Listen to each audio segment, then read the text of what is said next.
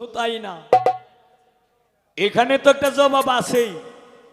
এরপরে আমার নূর সৃষ্টির ফার্মের মধ্যে যেটা পাওয়া যায়, আমার যিনি প্রথম ওস্তাদ, গত 5-6 মাস আগে বাউল কিতাব আলী সাহেব আমার যিনি প্রথম ওস্তাদ ছিল, গত 5-6 মাস আগেই উনি পৃথিবী থেকে বিদায় নিয়ে চলে গেছে। ওনার একটি গানে আছে, যে রূপে করিয়া নিশা হয়ে গেল হারা দিশা, নিজ নূরে নিজেই পেরেশানি তোমরা জাননি, নবীর প্রেমে মজনু কাদের গুণে। এখানে এই যে সৃষ্টির রহস্য, 3,90,000 ধ্যান করে পাইলেন দিদার, অচেতন নগরে ছিলেন শনি, সাজিয়া ময়ূরী বেশে সাজরাতুল একিনে বসে বানাইলেন আদমের রুহানি, তোমরা জাননি, নবীর প্রেমে মজনু কাদের গুণে। এখন তোমার কাছে সময় না বাড়াইয়া একদম ছোট করে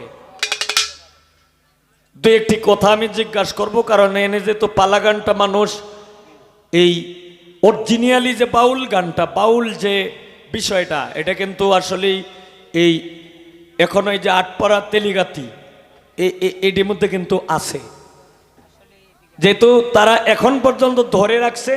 তোমার কাছে আবার ছোট করে আমার একটু জানা দরকার, এই যে আমরা এই মারফত মারফত বলি,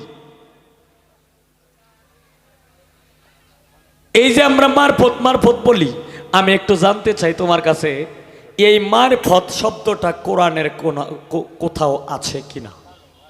যদি থাকে তাইলে এটা সূরাটার কি নাম, এটা কইলেই।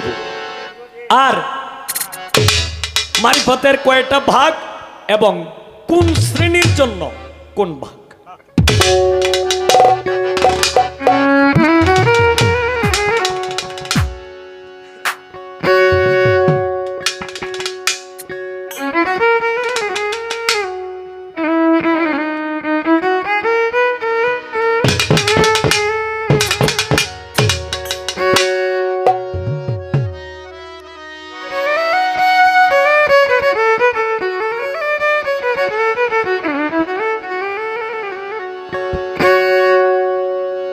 আমি একটি দরবারি গান করব, করে আমি বসবো, এরপর আমার দ্বিতীয় স্টেজ শেষ হবে।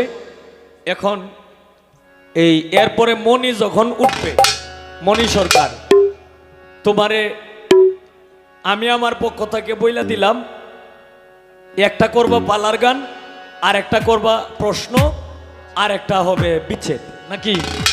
এনে যত মানুষ আছে, আমাদের ইয়ং জেনারেশনেরটাও ঠিক রাখি আর মুরব্বীদেরটাও ঠিক রাখি।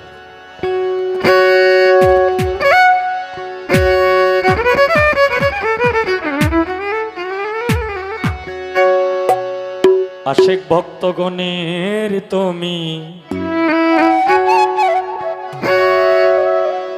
হও দিশারি,